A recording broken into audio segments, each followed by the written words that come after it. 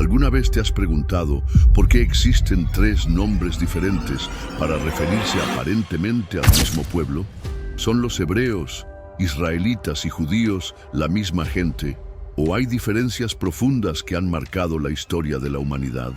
Esta es la historia de una identidad que ha sobrevivido a imperios, exilios, persecuciones y milenios de cambios. Una historia que comienza en las arenas del desierto mesopotámico y que continúa influyendo en nuestro mundo actual. Imagina por un momento el año 2000 a.C., en la próspera ciudad de Ur, en lo que hoy conocemos como Irak. Las torres escalonadas llamadas zigurats se alzaban hacia el cielo, dedicadas a múltiples dioses. Entre los comerciantes y artesanos de esta metrópoli antigua vivía un hombre llamado Abraham, cuya vida estaba a punto de cambiar para siempre. Una voz divina le hablaría, pidiéndole algo aparentemente imposible: abandonar todo lo conocido y caminar hacia lo desconocido. Vete de tu tierra, de tu parentela y de la casa de tu padre, a la tierra que te mostraré. Resonó la voz que transformaría no solo su destino, sino el de toda la humanidad. La decisión de Abraham no fue solo un cambio de residencia, fue una revolución espiritual. En una época donde cada ciudad tenía sus propios dioses, donde cada familia adoraba a las deidades de sus ancestros, este hombre de fe tomó una decisión radical: confiar en un solo Dios invisible, sin forma, sin templo físico, en Ur. La arqueología moderna ha revelado que Ur era una ciudad sofisticada, con sistemas de escritura avanzados, comercio internacional y una compleja jerarquía religiosa politeísta. Abandonar todo esto requería una fe extraordinaria, una convicción que desafiaría todos los paradigmas de su época. El término hebreo aparece por primera vez en la Biblia precisamente para describir a Abraham. Y vino uno que había escapado, y lo anunció a Abram el hebreo. Génesis 14:13. Esta palabra, ibrí en hebraico, probablemente deriva de la raíz abar, que significa cruzar o pasar al otro lado. Algunos eruditos sugieren que se refiere literalmente a alguien que cruzó el río Éufrates, convirtiendo a Abraham en el que cruzó. Pero hay una interpretación más profunda. Abraham no solo cruzó un río geográfico, sino que cruzó un abismo espiritual, pasando del politeísmo al monoteísmo, de la idolatría a la fe pura. La alianza que Dios estableció con Abraham fue revolucionaria para su época. No se basaba en sacrificios constantes a múltiples deidades ni en rituales complicados para apaciguar dioses temperamentales. Era una relación personal, directa, basada en la fe y la obediencia. Y estableceré mi pacto entre mí y ti y tu descendencia después de ti en sus generaciones, por pacto perpetuo, para ser tu Dios y el de tu descendencia después de ti, prometió el Altísimo. Esta alianza incluía tres promesas fundamentales que moldearían la historia: una tierra prometida, una descendencia numerosa como las estrellas del cielo, y una bendición que alcanzaría a todas las naciones de la tierra. El momento más dramático de la relación entre Dios y Abraham llegó con la prueba suprema: el sacrificio de Isaac. Cuando el patriarca había esperado décadas por el hijo prometido, cuando finalmente Isaac había nacido y crecido, la voz divina le pidió lo impensable: toma ahora tu hijo, tu único, Isaac, a quien amas, y vete a tierra de Moría, y ofrécelo allí en holocausto. Esta prueba no era solo sobre obediencia, era sobre confianza absoluta en las promesas divinas, incluso cuando parecían contradecirse.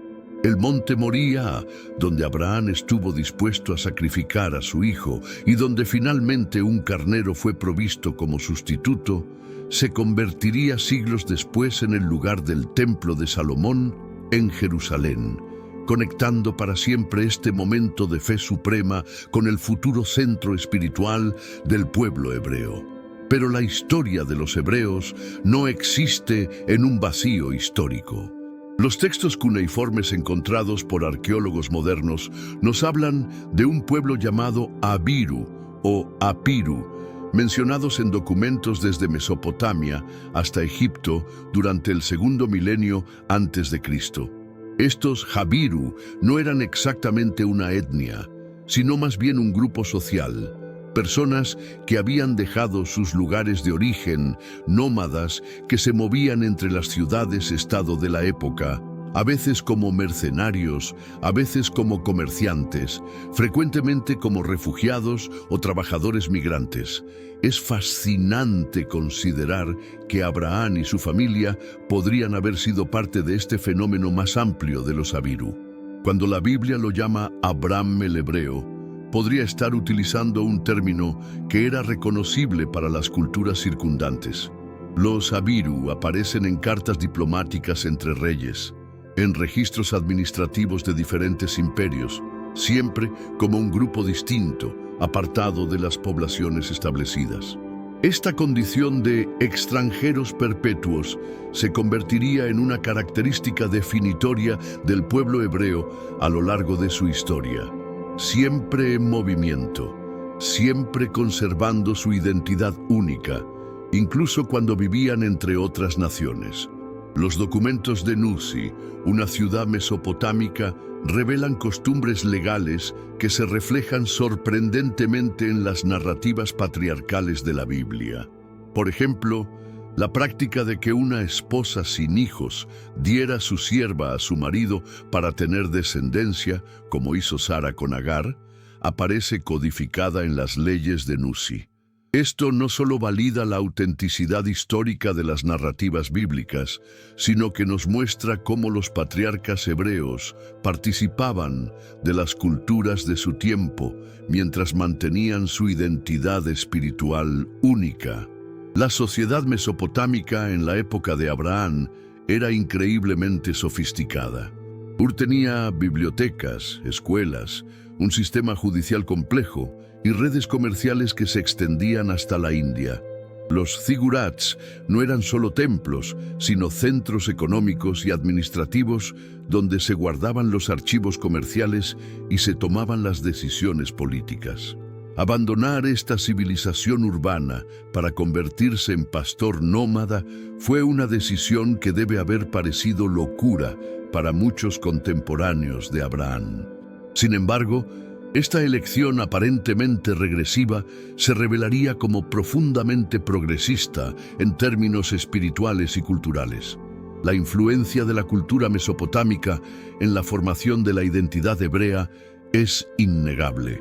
Los relatos de la creación, el diluvio y la Torre de Babel en el Génesis tienen paralelos en la literatura mesopotámica, pero con diferencias teológicas cruciales.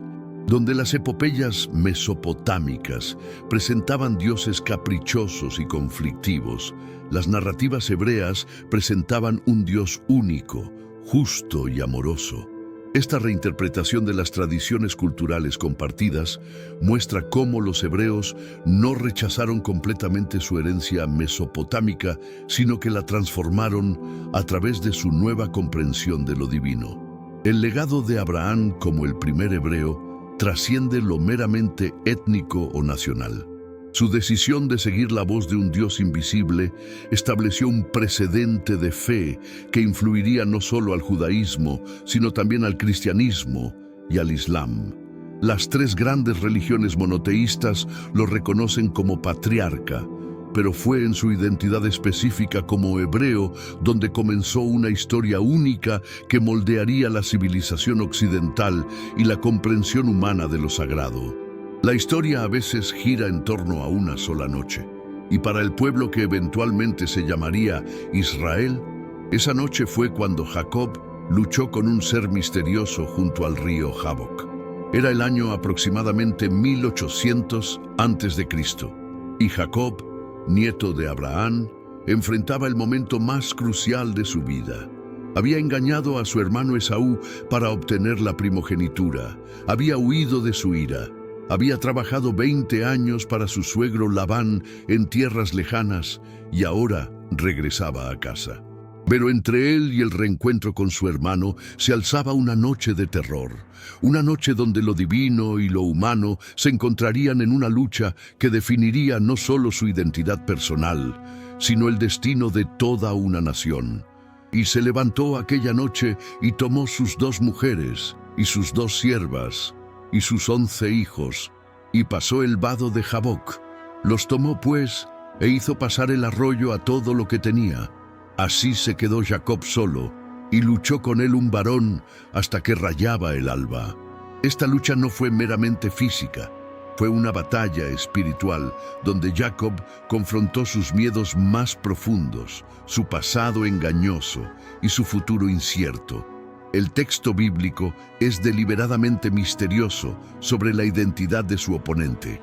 ¿Era un ángel? ¿Era Dios mismo? ¿Era una manifestación de sus propios demonios internos? Lo que sabemos con certeza es que cuando el alba apareció en el horizonte, Jacob había sido transformado para siempre. Y el varón le dijo: «No se dirá más tu nombre Jacob, sino Israel, porque has luchado con Dios y con los hombres y has vencido». El nombre Israel significa literalmente el que lucha con Dios, o Dios lucha, y en este momento la identidad del pueblo cambió fundamentalmente. Ya no serían simplemente los descendientes de Abraham el hebreo, sino los hijos de Israel, el luchador. Esta transformación de Jacob en Israel representa un momento crucial en la evolución de la identidad, de un individuo astuto pero moralmente ambiguo a un patriarca digno de llevar las promesas divinas. La cojera que Jacob conservó después de la lucha se convirtió en una marca permanente de este encuentro transformador. Un recordatorio físico de que algunas batallas espirituales nos cambian para siempre. Los 12 hijos de Israel se convertirían en los epónimos de las 12 tribus que formarían la nación israelita. Cada uno de estos hombres llevaba en su nombre y carácter las semillas de lo que sus descendientes llegarían a ser. Judá, el león de quien vendría la realeza. José, el soñador que salvaría a su familia del hambre. Leví, de cuya línea surgirían los sacerdotes. Pero también estaban los problemáticos, Simeón y Leví, cuya violencia preocuparía a su padre. Rubén, que perdería su primogenitura por su imprudencia. Esta diversidad de personalidades y destinos reflejaba la complejidad que caracterizaría a Israel como nación, un pueblo elegido, pero también profundamente humano, capaz tanto de grandeza espiritual como de debilidad moral. La migración de la familia de Israel a Egipto, motivada por la hambruna y facilitada por la posición de José como segundo al mando del faraón, marca otro momento definitorio en la formación de la identidad israelita. Durante 400 años en Egipto, los descendientes de Israel se multiplicaron de una familia de 70 personas hasta convertirse en una multitud. Pero también experimentaron una transformación crucial. Pasaron de ser pastores nómadas a ser una población oprimida con una memoria colectiva de sufrimiento. Esta experiencia de esclavitud se convertiría en un elemento central de su identidad nacional y su ética social. «Acuérdate que fuiste esclavo en Egipto» sería un refrán constante en su legislación posterior, recordándoles que debían tratar con justicia a los vulnerables porque ellos mismos habían sido vulnerables. Si la lucha de Jacob junto al Jaboc fue el momento de transformación individual, el éxodo de Egipto fue el momento de transformación nacional. Aproximadamente en 1450 a.C., aunque algunos eruditos proponen fechas posteriores, algo extraordinario sucedió. Una multitud de esclavos hebreos abandonó la civilización más poderosa del mundo antiguo y se dirigió hacia el desierto, guiados por un hombre llamado Moisés y por la promesa de una tierra que sus antepasados habían conocido siglos atrás.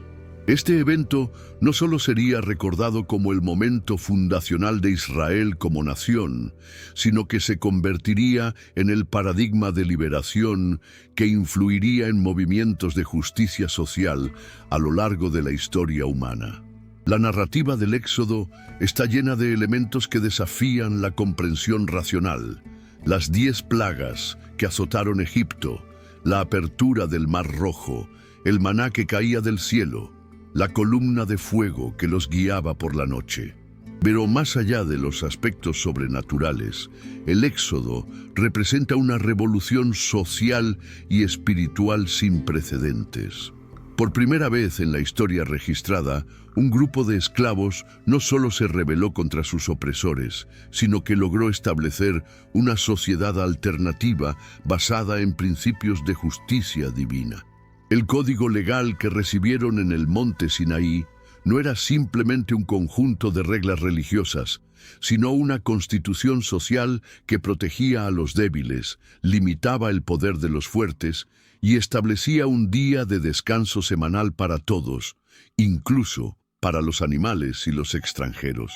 El encuentro en el monte Sinaí marca el momento en que los descendientes de Jacob Israel se convirtieron definitivamente en el pueblo israelita.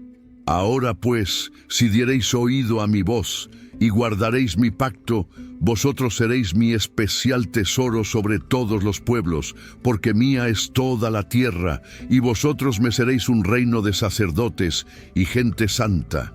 Esta declaración estableció a Israel no como una nación étnica ordinaria, sino como un pueblo con una misión universal: ser luz de las naciones y ejemplo de una sociedad justa. La entrega de la Torá, la ley, en Sinaí, no solo proporcionó reglas de conducta, sino una visión completa de cómo debe organizarse una sociedad que reconoce la soberanía divina sobre todos los aspectos de la vida. Los 40 años en el desierto fueron un período de formación nacional crucial. Una generación de esclavos murió en el desierto y una nueva generación de hombres y mujeres libres se preparó para enfrentar los desafíos de establecer una sociedad en la tierra prometida. Durante estos años, las instituciones básicas de Israel tomaron forma.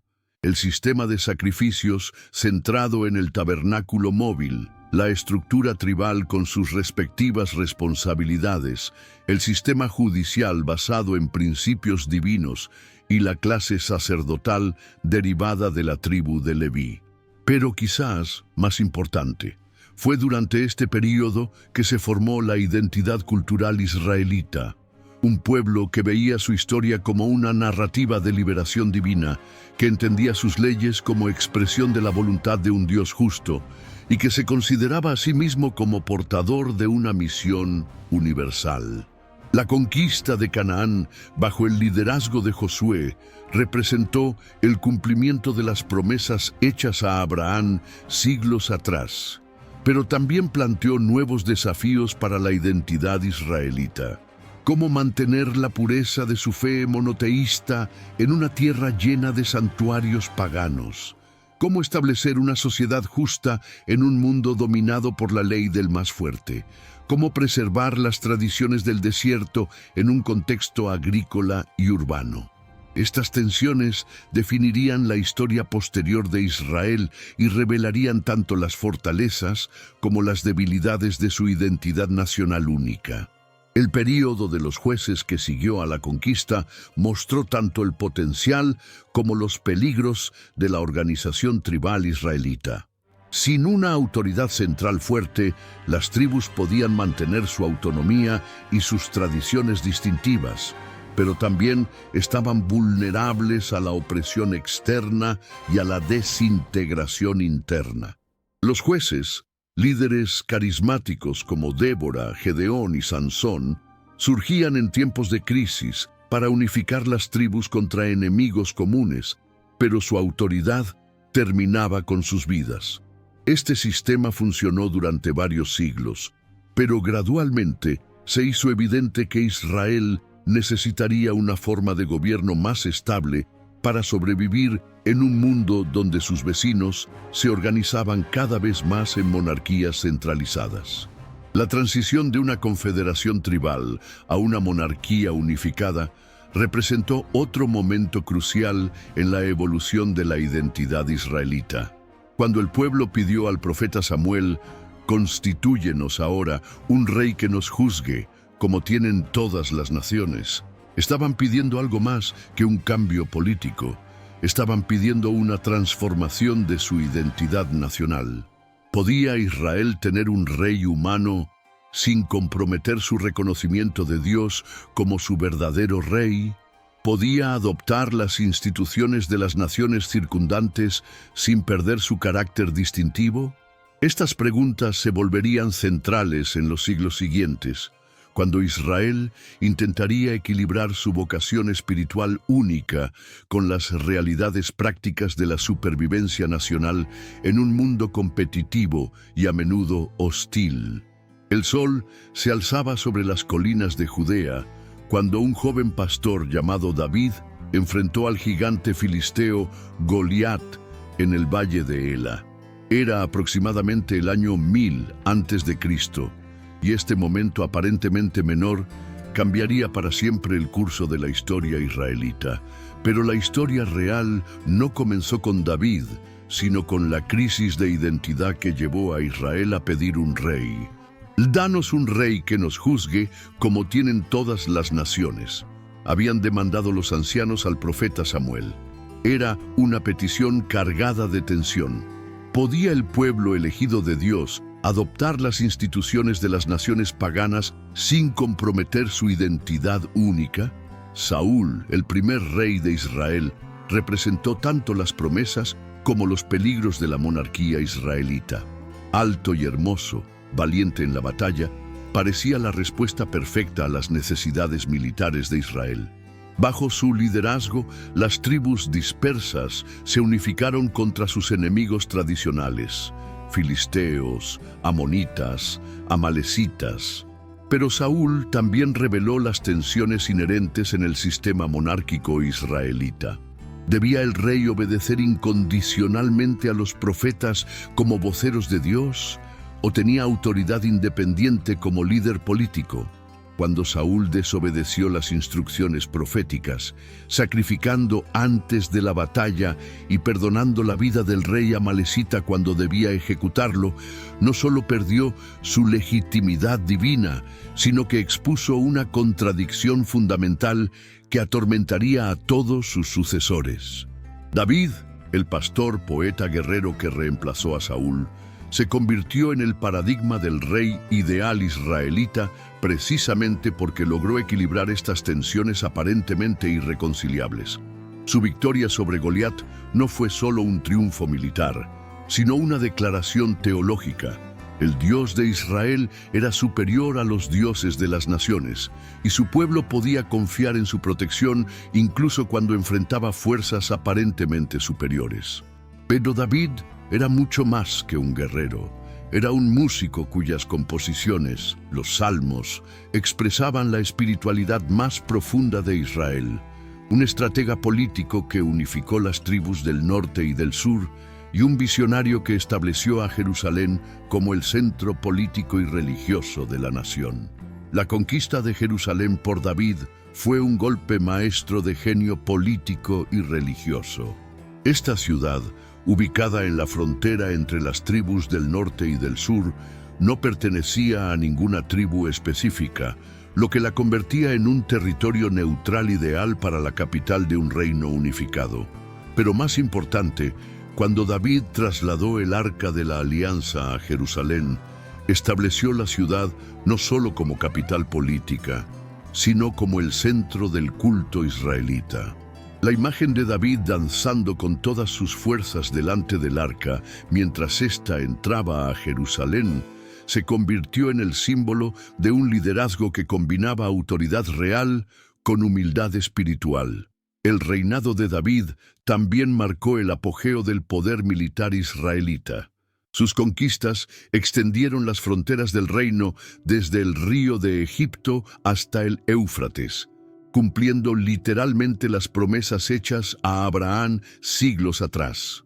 Los pueblos vecinos, filisteos, moabitas, edomitas, amonitas, arameos, fueron sometidos o se convirtieron en vasallos. Israel, que había sido una confederación de tribus seminómadas luchando por sobrevivir, se había convertido en una potencia regional. Pero quizás más significativo fue el establecimiento de la dinastía davídica con la promesa divina. Tu casa y tu reino permanecerán siempre delante de mí. Tu trono será estable eternamente. Esta promesa mesiánica se convertiría en una esperanza central que sostendría al pueblo judío a través de siglos de exilio y persecución. Si David fue el rey guerrero que estableció el reino, Salomón fue el rey sabio que lo llevó a su máximo esplendor.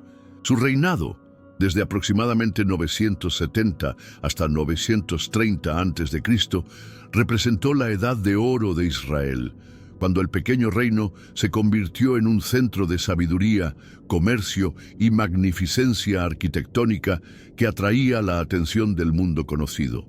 La visita de la reina de Saba, que vino desde los fines de la tierra para oír la sabiduría de Salomón, simboliza cómo Israel había pasado de ser un pueblo periférico a ser un faro de civilización que iluminaba las naciones circundantes. El proyecto más ambicioso de Salomón fue la construcción del templo en Jerusalén, una estructura que tomó 7 años completar y que se convirtió en el símbolo definitivo de la presencia divina en medio del pueblo israelita. Este no era simplemente un edificio religioso, era una declaración teológica y política. El templo establecía a Jerusalén como el único lugar legítimo de culto para todos los israelitas, centralizando la vida religiosa de manera que fortalecía la unidad nacional. Las descripciones bíblicas del templo, con sus columnas de bronce, su mar de metal fundido, sus querubines dorados, revelan una estructura diseñada para manifestar la gloria de Dios, de manera que rivalizara con los templos más magníficos del mundo antiguo. La sabiduría de Salomón se manifestó no solo en decisiones judiciales famosas, como la de las 2 madres que reclamaban el mismo bebé, sino en su capacidad para establecer un sistema administrativo sofisticado que podía gobernar eficientemente un reino expansivo. Dividió el territorio en 12 distritos administrativos que no coincidían exactamente con las fronteras tribales tradicionales, una decisión que promovía la eficiencia administrativa, pero que también erosionaba la autonomía tribal. Su corte real, con sus funcionarios especializados, sus escribas, sus oficiales militares, transformó a Israel de una sociedad tribal relativamente simple a un estado burocratizado, comparable a las monarquías de Egipto y Mesopotamia. El comercio internacional floreció bajo Salomón como nunca antes en la historia israelita. Sus flotas comerciales navegaban hasta Ofir en busca de oro, especias y maderas exóticas. Sus caravanas controlaban las rutas comerciales que conectaban Egipto con Mesopotamia, convirtiendo a Israel en un intermediario crucial en el comercio del Oriente Próximo. La riqueza que fluyó hacia Jerusalén durante este periodo financió no solo la construcción del templo, sino un programa de obras públicas que incluía palacios, fortificaciones, ciudades de almacenamiento y establos para los famosos carros de guerra de Salomón. Sin embargo, las mismas políticas que llevaron a Israel a su máximo esplendor también contenían las semillas de su división futura. El sistema de trabajo forzado que Salomón impuso para sus proyectos de construcción creó resentimiento entre las tribus del norte, que sentían que estaban siendo explotadas para beneficiar a Jerusalén y Judá. Sus matrimonios políticos con princesas extranjeras, aunque diplomáticamente astutos, introdujeron cultos paganos en el corazón de Israel, erosionando la pureza religiosa que había sido central a la identidad israelita. El peso de los impuestos necesarios para mantener la corte real y los proyectos de construcción comenzó a alienar a un pueblo que había valorado tradicionalmente la simplicidad y la igualdad relativa. La muerte de Salomón en 930 a.C. precipitó la crisis que sus políticas habían estado gestando durante décadas. Cuando su hijo Roboam ascendió al trono, las tribus del norte le presentaron una petición que revelaba las tensiones acumuladas. Tu padre agravó nuestro yugo, mas ahora disminuye tú algo de la dura servidumbre de tu padre y del yugo pesado que puso sobre nosotros, y te serviremos. La respuesta de Roboam, influenciado por consejeros jóvenes que no entendían la delicadeza del momento, fue devastadoramente arrogante. Mi padre agravó vuestro yugo, pero yo añadiré a vuestro yugo. Mi padre os castigó con azotes, mas yo os castigaré con escorpiones. Esta respuesta provocó una rebelión que dividió permanentemente el reino de Israel. Las 10 tribus del norte se separaron bajo el liderazgo de Jeroboam, formando el reino de Israel, con capital en Samaria, mientras que las tribus de Judá y Benjamín permanecieron fieles a la dinastía davídica, formando el reino de Judá, con capital en Jerusalén. Esta división no fue meramente política, fue una ruptura que afectó todos los aspectos de la identidad israelita. Jeroboam, consciente de que los peregrinajes al templo de Jerusalén podrían reconectar a su pueblo con la dinastía davídica, estableció santuarios alternativos en Dan y Betel, completos con becerros de oro que supuestamente representaban al Dios de Israel. El reino del norte, a pesar de ser más grande y próspero que Judá, enfrentó desde el principio problemas de legitimidad religiosa y estabilidad política. Sus reyes no podían reclamar descendencia davídica, y su separación del templo de Jerusalén los obligó a desarrollar formas alternativas de culto que a menudo se desviaban de la ortodoxia mosaica.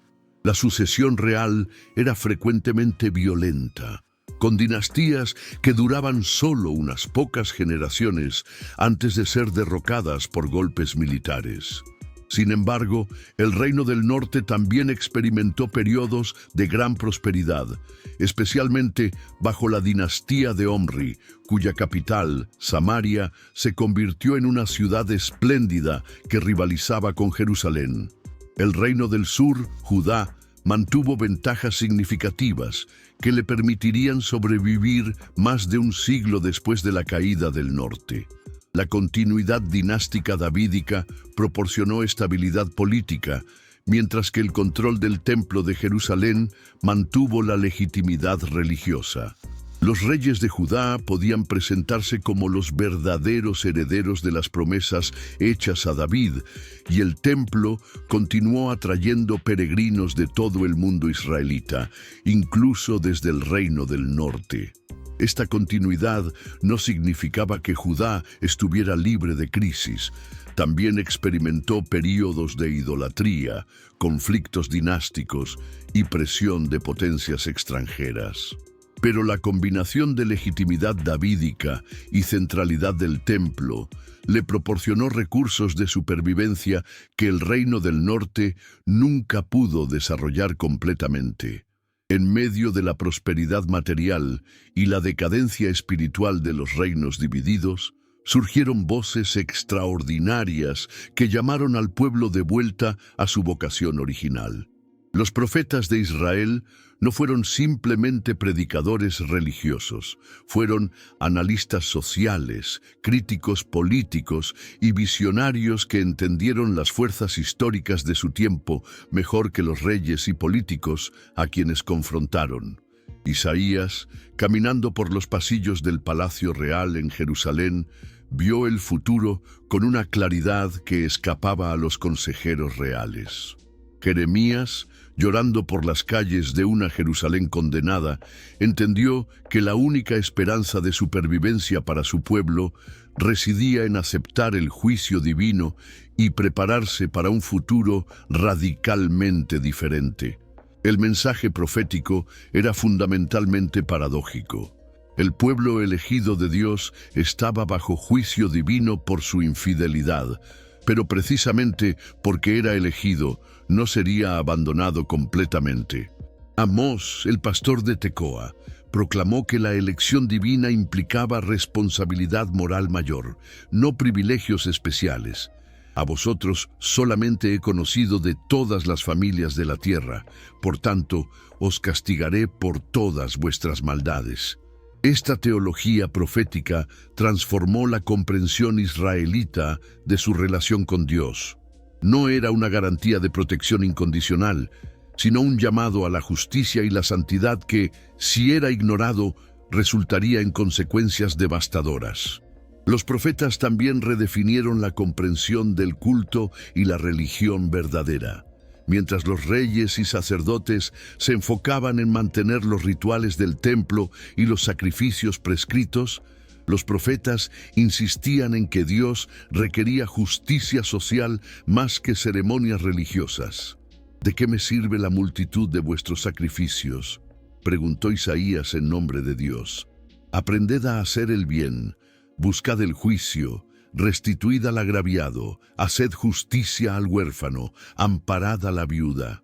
Esta crítica profética no rechazaba el culto ritual, sino que lo subordinaba a la ética social, estableciendo un principio que se convertiría en central al judaísmo posterior.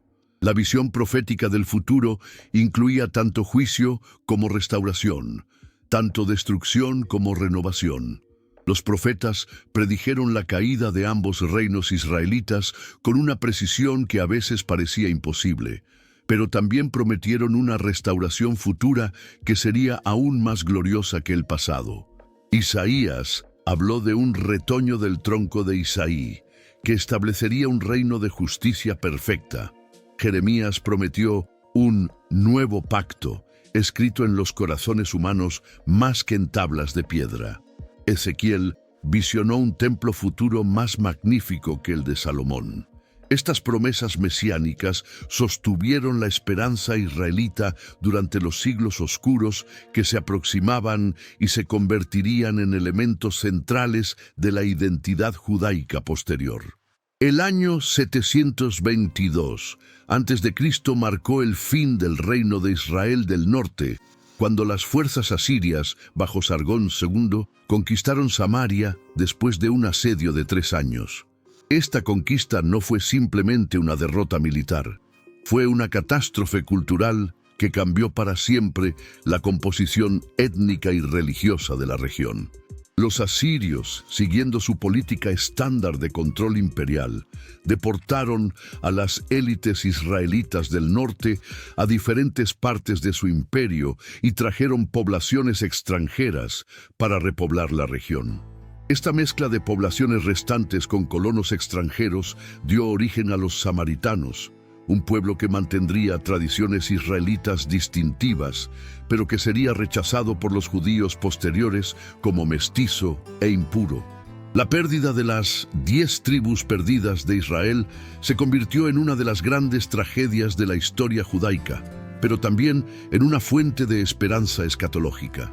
Las tribus deportadas, Rubén, Simeón, Dan, Neftalí, Gad, Aser, Isaacar, Zabulón, Efraín y Manasés, desaparecieron efectivamente de la historia, asimilándose en las poblaciones de sus lugares de exilio. Sin embargo, la creencia en su eventual retorno se convirtió en parte de la esperanza mesiánica judaica. El Mesías futuro reuniría no solo a los judíos exiliados, sino también a las tribus perdidas, restaurando la unidad original del pueblo de Israel. Judá logró sobrevivir al colapso asirio del norte, pero no sin pagar un precio terrible. En 701 a.C., Sennacherib de Asiria invadió Judá, destruyó 46 ciudades fortificadas y sitió Jerusalén. La inscripción de Sennacherib se jacta de haber encerrado al rey Ezequías como un pájaro en una jaula dentro de Jerusalén. Sin embargo, milagrosamente, Jerusalén no cayó. La Biblia atribuye esta liberación a la intervención divina después de las oraciones de Ezequías y la profecía de Isaías. Los historiadores modernos sugieren una combinación de factores: una plaga que afectó al ejército asirio, problemas en otras partes del imperio que requirieron la atención de Sennacherib y posiblemente el pago de un tributo considerable.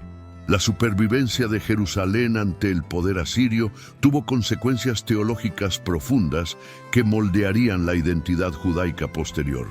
Confirmó la creencia en la inviolabilidad de Jerusalén como ciudad elegida de Dios, una creencia que se convertiría tanto en fortaleza como en peligro para las generaciones futuras.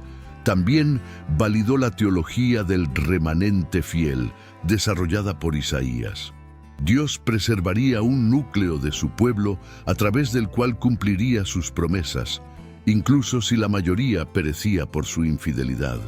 Esta experiencia enseñó a Judá que la supervivencia dependía no del poder militar o las alianzas políticas, sino de la fidelidad a la alianza divina.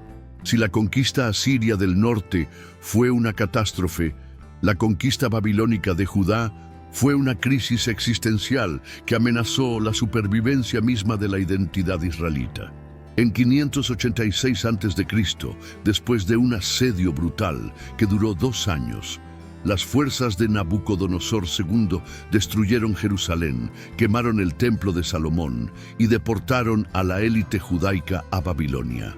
Este evento, conocido como el exilio babilónico o la primera destrucción, marcó el fin del período bíblico y el comienzo de lo que reconocemos como judaísmo.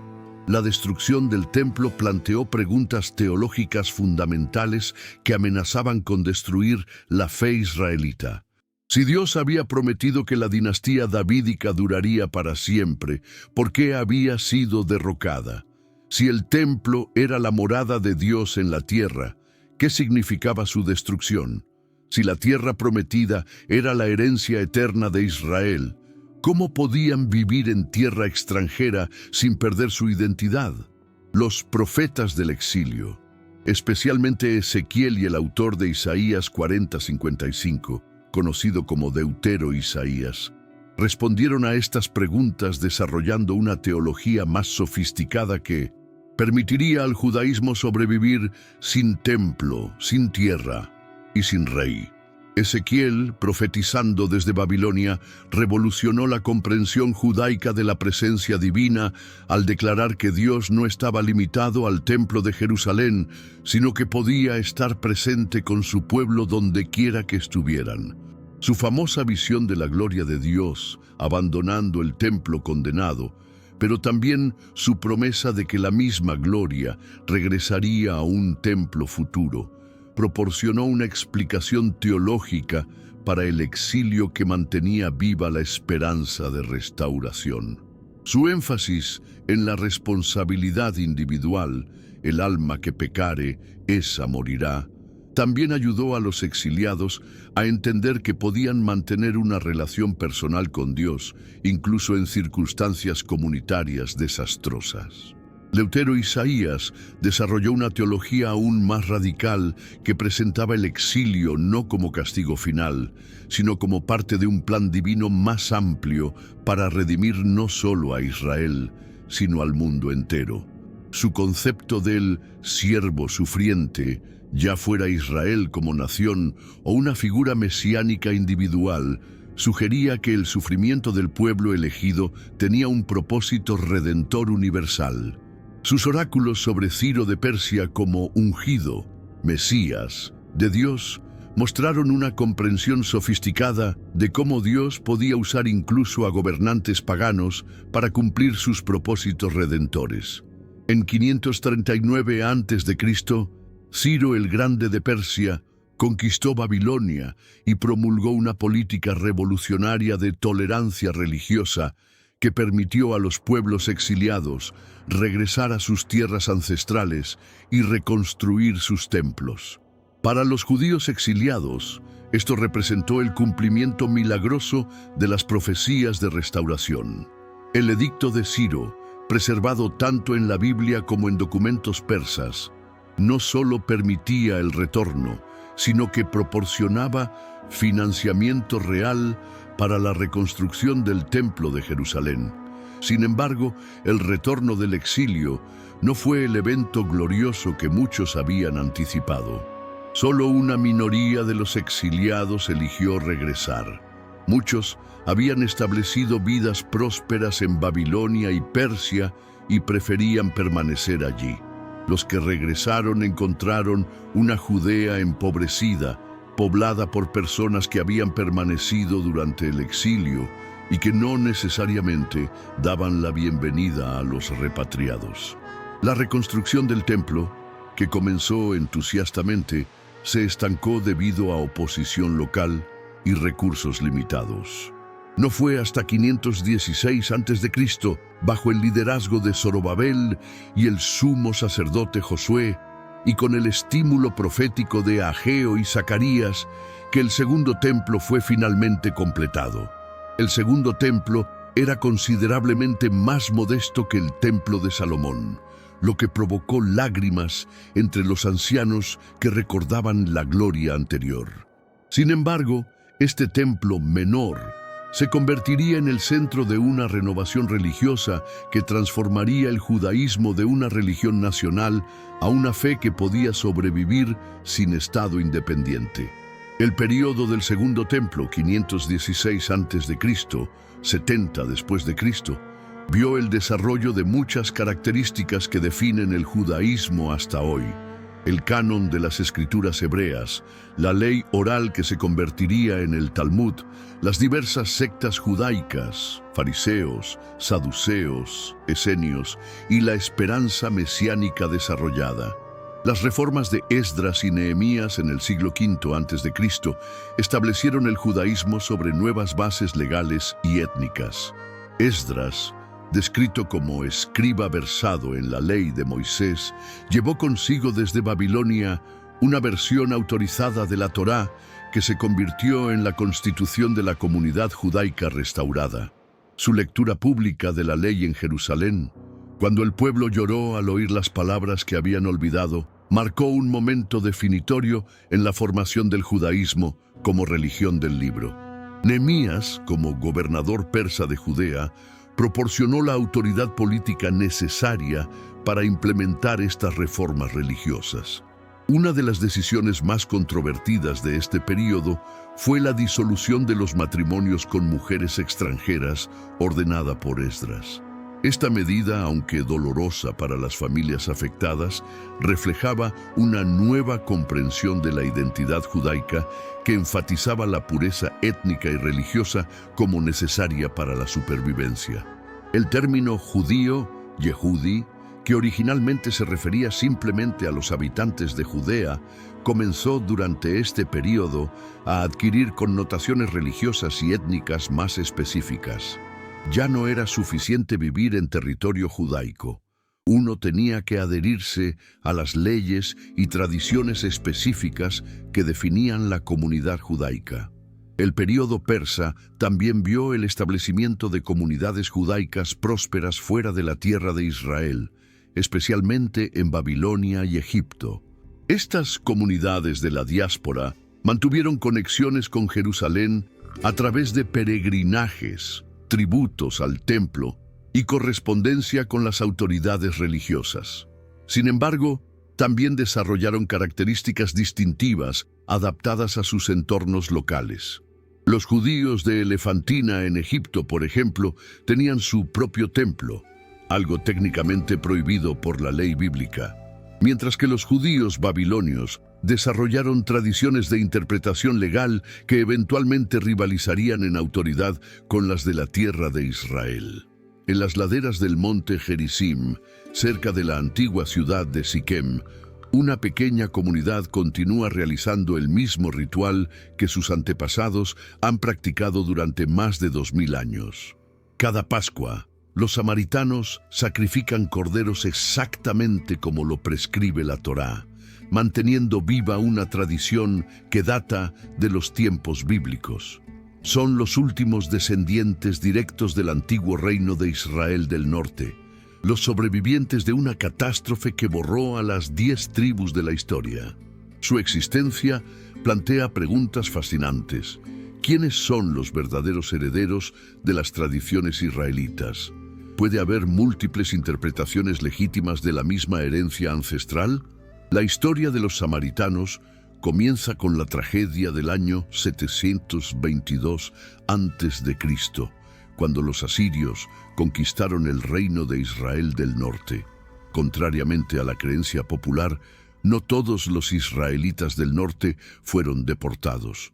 Los asirios, siguiendo su política imperial estándar, exiliaron principalmente a las élites urbanas: nobles, sacerdotes, artesanos especializados, comerciantes, mientras que la población rural, especialmente los campesinos y pastores, fue mayormente dejada en la tierra. Estos israelitas que permanecieron se mezclaron con los colonos traídos por los asirios desde diferentes partes del imperio: babilonios, arameos y otros pueblos mesopotámicos. El encuentro entre Jesús y la mujer samaritana junto al pozo de Jacob, registrado en el Evangelio de Juan, ilustra tanto las similitudes como las tensiones entre judíos y samaritanos en el siglo I. «Nuestros padres adoraron en este monte», le dice la mujer, refiriéndose al monte Gerizim, «y vosotros decís que en Jerusalén es el lugar donde se debe adorar». Esta declaración resume siglos de conflicto religioso. Ambos pueblos adoraban al mismo Dios, seguían la misma Torá, aunque con algunas variaciones textuales, y reclamaban descender de los mismos patriarcas. La diferencia fundamental residía en la ubicación del culto legítimo. Los judíos insistían en que solo Jerusalén era el lugar elegido por Dios, mientras que los samaritanos sostenían que el monte Gerizim era el verdadero lugar santo mencionado en la Torá.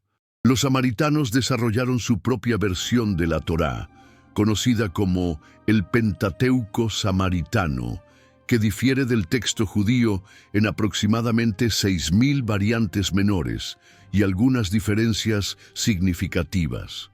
La más importante es que, donde el texto judío habla del lugar que el Señor tu Dios escogiere para el culto centralizado, el texto samaritano específicamente identifica ese lugar como el monte Gerizim.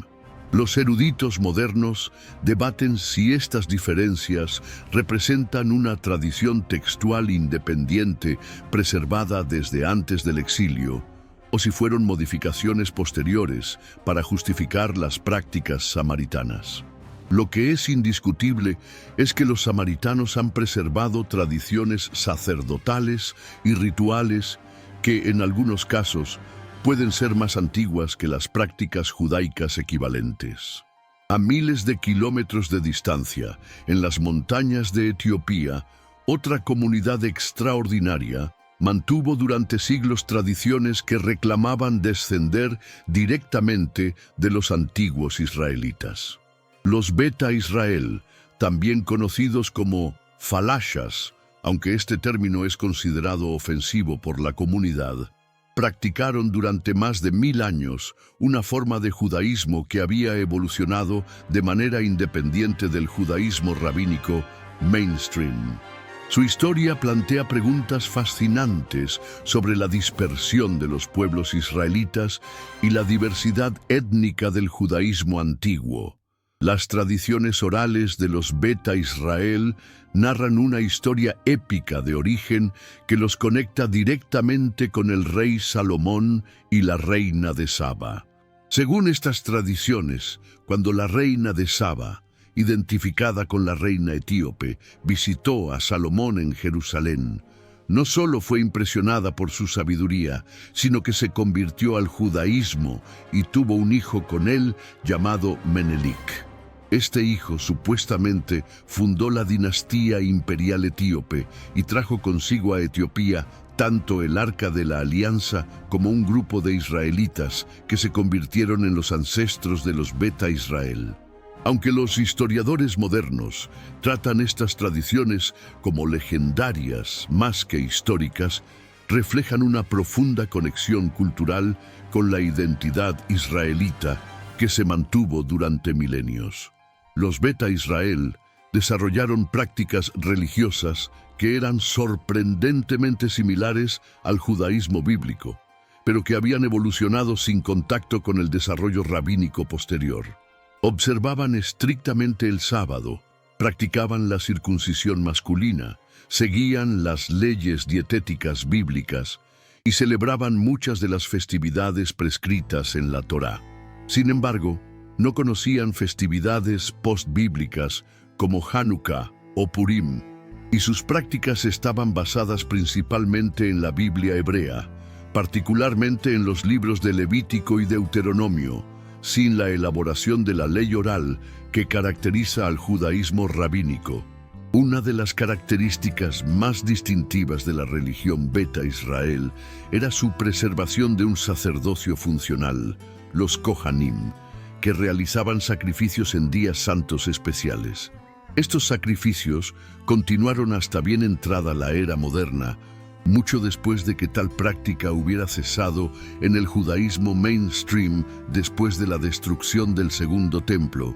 Los Beta Israel también preservaron tradiciones de pureza ritual, que eran más estrictas en algunos aspectos que las del judaísmo contemporáneo, incluyendo períodos de separación para las mujeres menstruantes y rituales elaborados de purificación.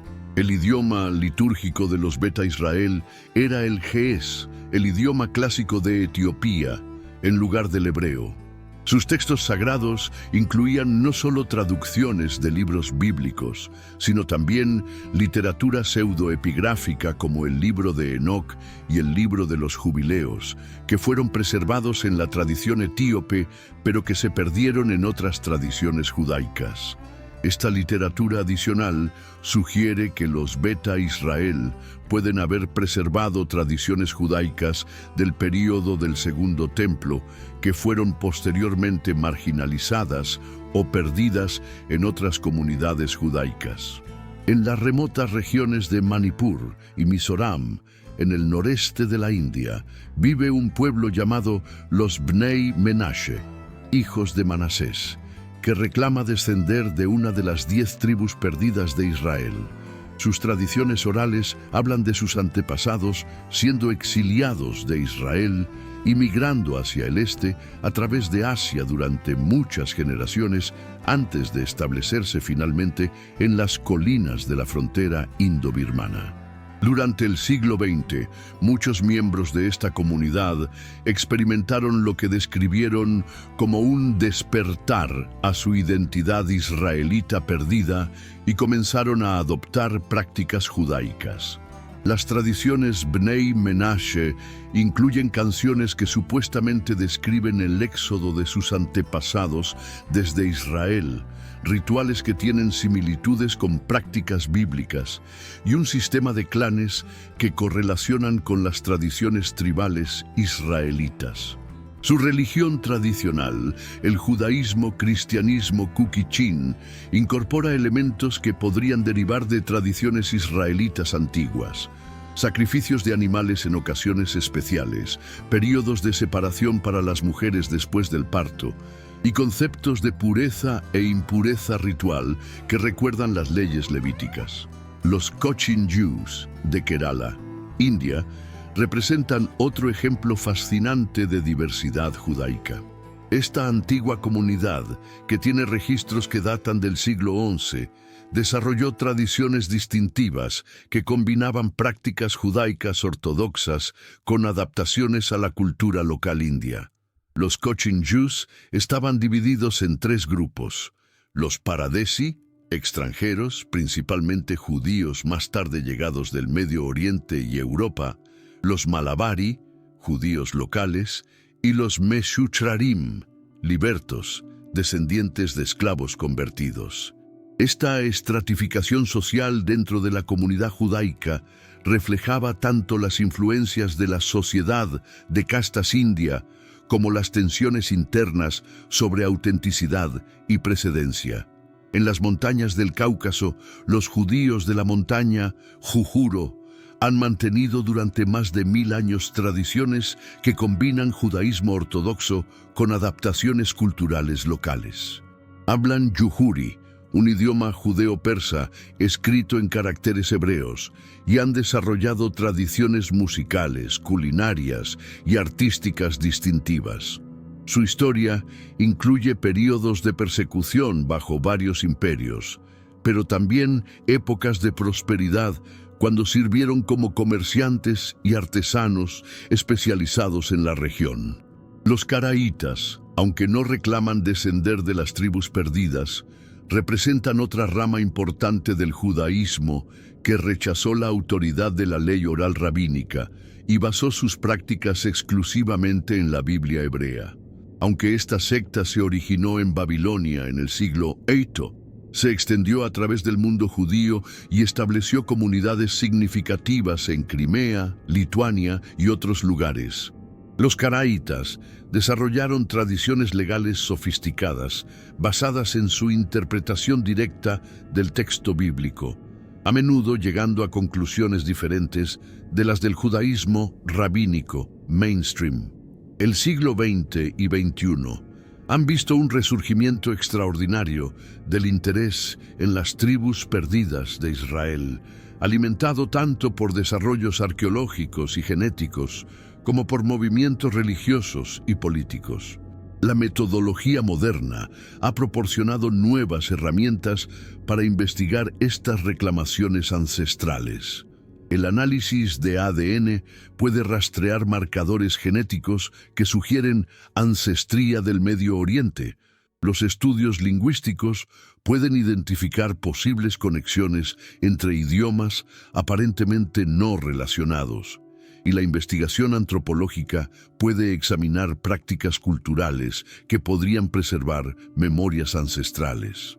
Sin embargo, estos métodos científicos también han revelado la complejidad de las identidades étnicas y religiosas. El ADN puede sugerir ancestría compartida, pero no puede probar identidad cultural o religiosa. Las similitudes lingüísticas pueden reflejar contacto cultural más que descendencia directa. Las prácticas rituales similares pueden desarrollarse independientemente o transmitirse a través de contacto cultural sin implicar descendencia étnica. Por lo tanto, mientras que la ciencia moderna ha proporcionado nuevas perspectivas sobre estas preguntas antiguas, también ha demostrado que las respuestas son más complejas de lo que se pensaba anteriormente.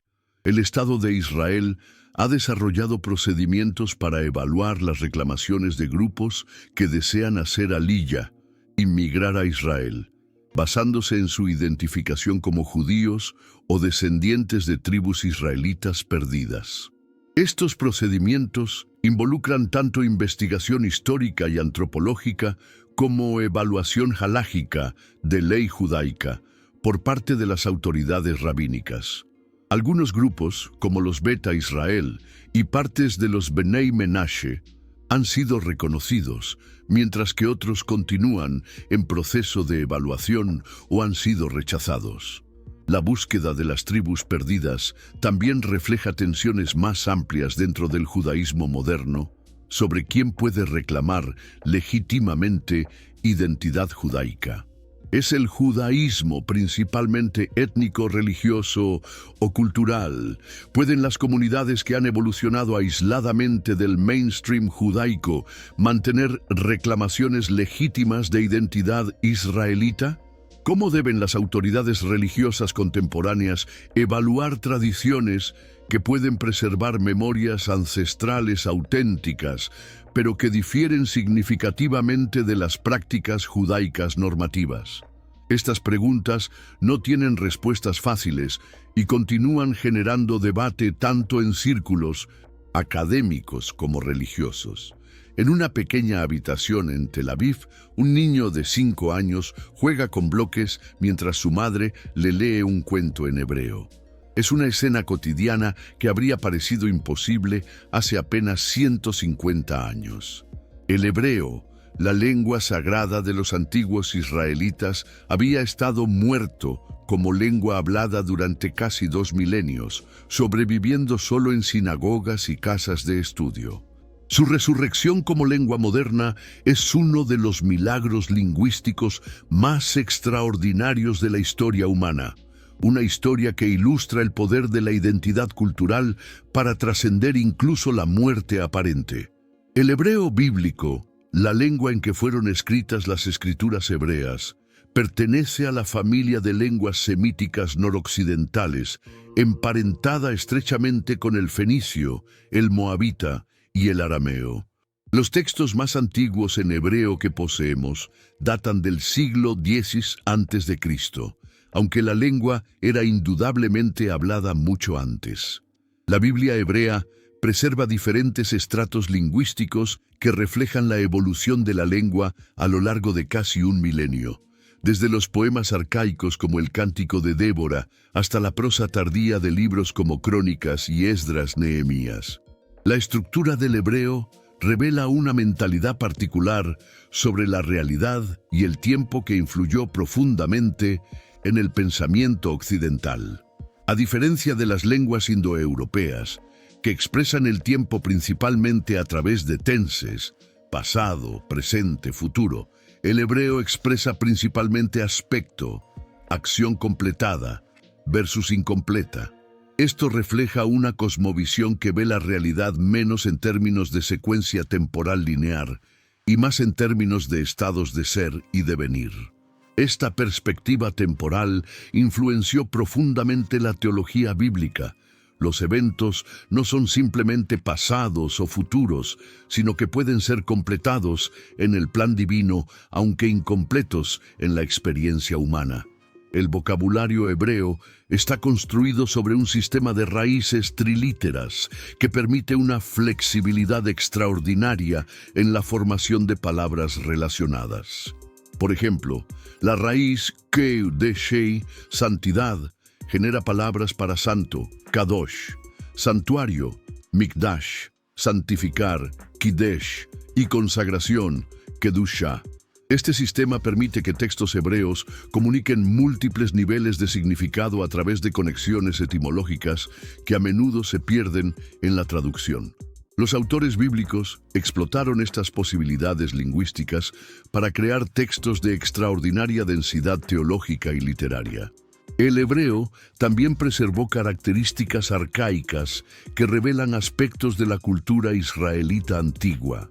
La lengua tiene, por ejemplo, dual, además de singular y plural para ciertas palabras, reflejando una mentalidad que prestaba atención especial a las cosas que vienen en pares, ojos, manos, etc.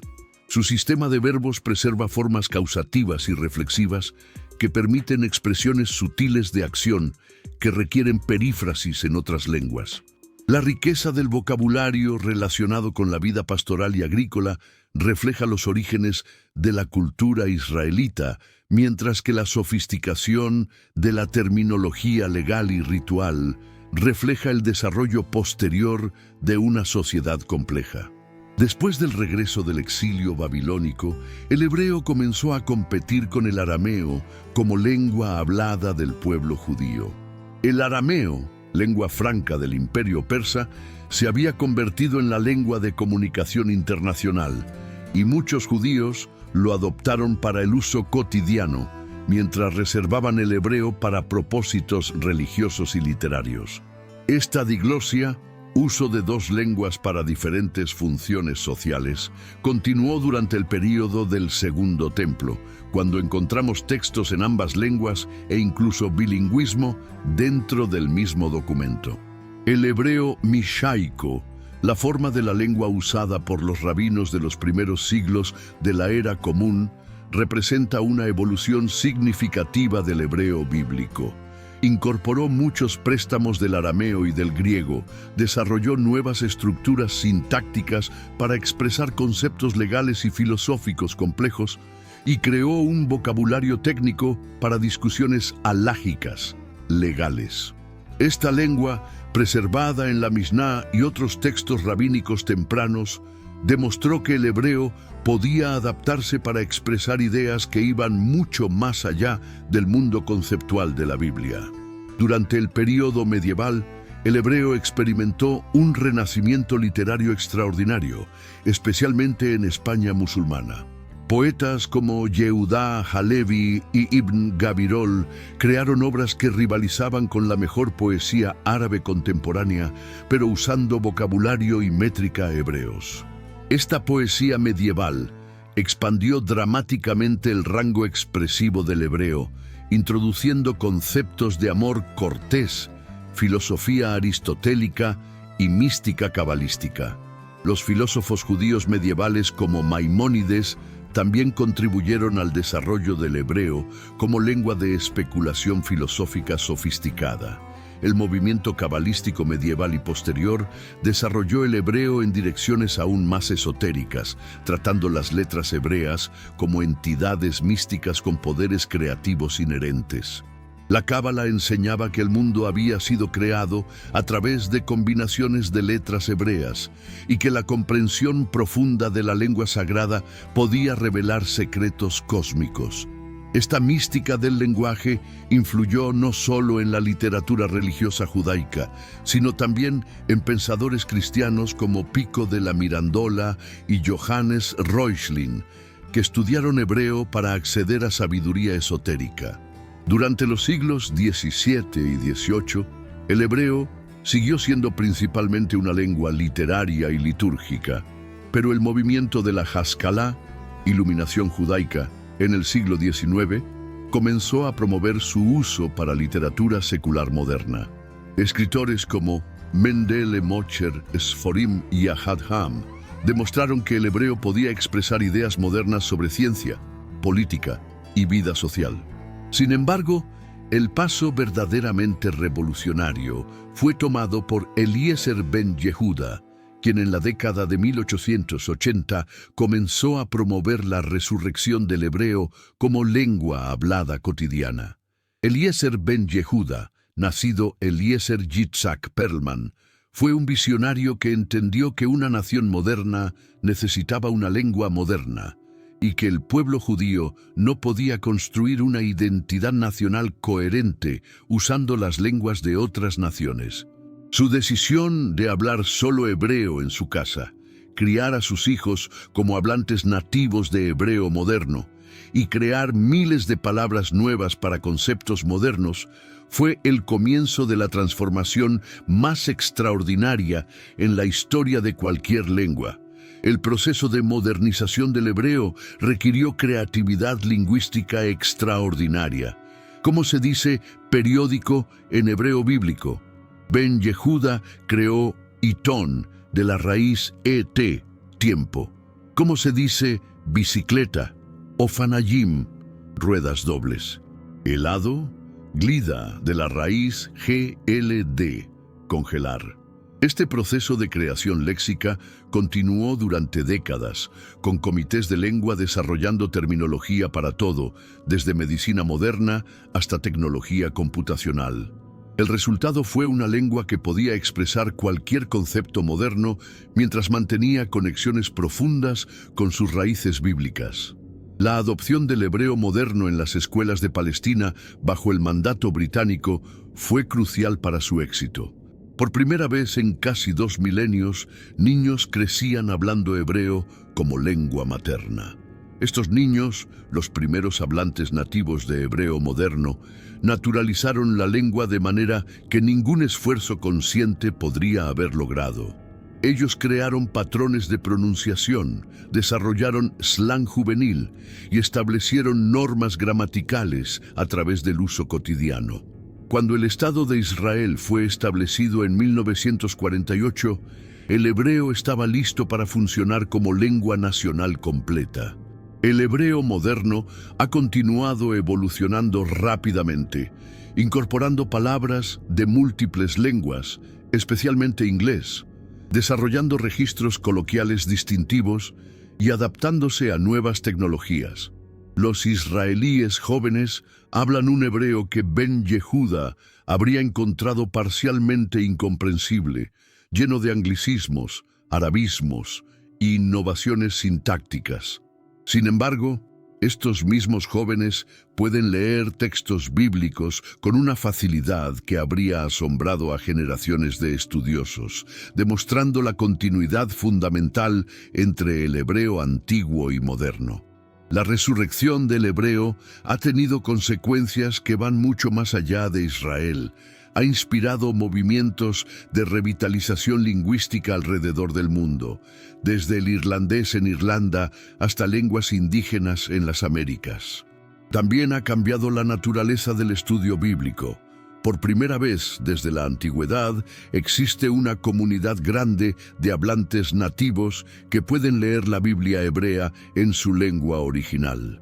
Esto ha producido nuevas perspectivas sobre textos antiguos y ha demostrado que lenguas muertas pueden verdaderamente resucitar bajo las circunstancias correctas.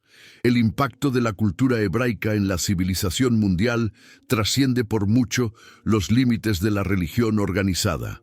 Los conceptos fundamentales que los antiguos hebreos introdujeron al mundo, monoteísmo ético, igualdad humana fundamental, responsabilidad social, justicia como imperativo divino, se convirtieron en los cimientos de la civilización occidental y han influenciado movimientos de justicia social en todo el mundo.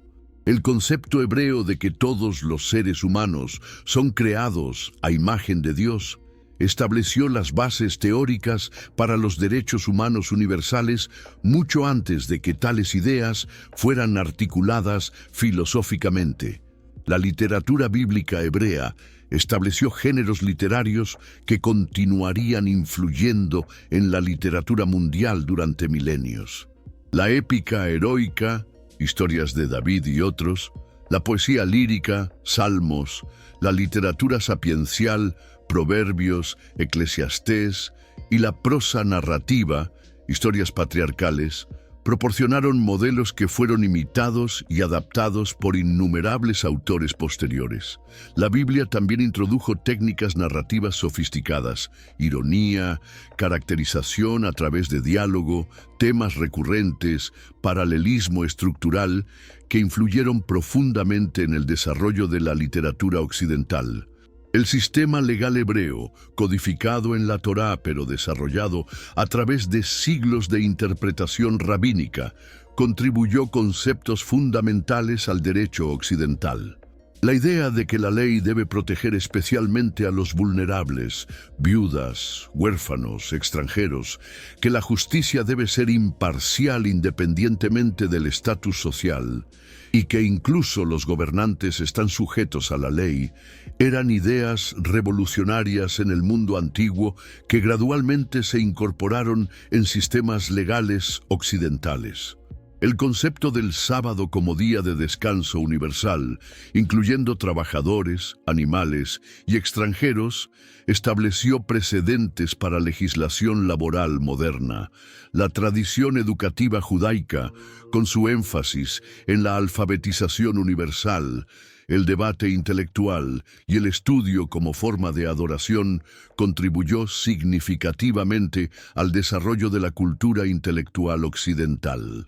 La práctica de enseñar a todos los niños varones a leer para que pudieran estudiar Torá creó niveles de alfabetización en las comunidades judaicas que eran excepcionales en el mundo premoderno. La metodología educativa talmúdica, con su énfasis en hacer preguntas, considerar perspectivas múltiples y resolver contradicciones aparentes, influyó en el desarrollo del método escolástico medieval y contribuyó a la tradición universitaria occidental. La ética económica judaica también ha tenido influencia duradera. Conceptos como la prohibición del interés usurario entre miembros de la comunidad, la responsabilidad de los prósperos hacia los pobres y la idea de que la riqueza conlleva obligaciones sociales, influyeron en el desarrollo de la ética económica occidental. Aunque estas ideas fueron a menudo ignoradas en la práctica, proporcionaron estándares críticos que movimientos de reforma social posteriores pudieron invocar. La tradición de Tzedaká, justicia, caridad, estableció expectativas de responsabilidad social que se extendieron mucho más allá de las comunidades judaicas. La influencia de la cultura hebraica en la música, el arte y la arquitectura ha sido igualmente profunda, aunque menos reconocida. Los salmos proporcionaron textos para innumerables composiciones musicales, desde cantos gregorianos hasta oratorios de Händel. Las narrativas bíblicas inspiraron algunas de las obras maestras del arte occidental, desde las esculturas de Miguel Ángel hasta las pinturas de Rembrandt. El concepto del templo, como casa de Dios, influyó en la arquitectura religiosa occidental, mientras que la idea de Jerusalén como ciudad santa proporcionó modelos utópicos que influyeron en planificación urbana y visiones sociales. Quizás más fundamentalmente, la cosmovisión hebraica introdujo al mundo una comprensión lineal del tiempo que contrastaba dramáticamente con las concepciones cíclicas que predominaban en otras culturas antiguas. La idea de que la historia tiene dirección y propósito, que el tiempo se mueve hacia una meta divina y que los eventos presentes tienen significado en un drama cósmico más amplio, se convirtió en fundamental para la comprensión occidental de la historia, el progreso y el destino humano. Esta perspectiva temporal lineal hizo posible conceptos como progreso, revolución y reforma que se convirtieron en centrales para la modernidad occidental. El legado cultural hebraico así trasciende las fronteras de cualquier tradición religiosa particular. Ha proporcionado al mundo conceptos fundamentales sobre la naturaleza humana, la responsabilidad social, la justicia y el propósito de la existencia que continúan influenciando pensamiento y acción en sociedades seculares así como religiosas. La extraordinaria influencia de una cultura originada por un pueblo pequeño en una tierra pequeña testimonia el poder de las ideas para trascender las circunstancias históricas particulares y hablar a aspiraciones humanas universales.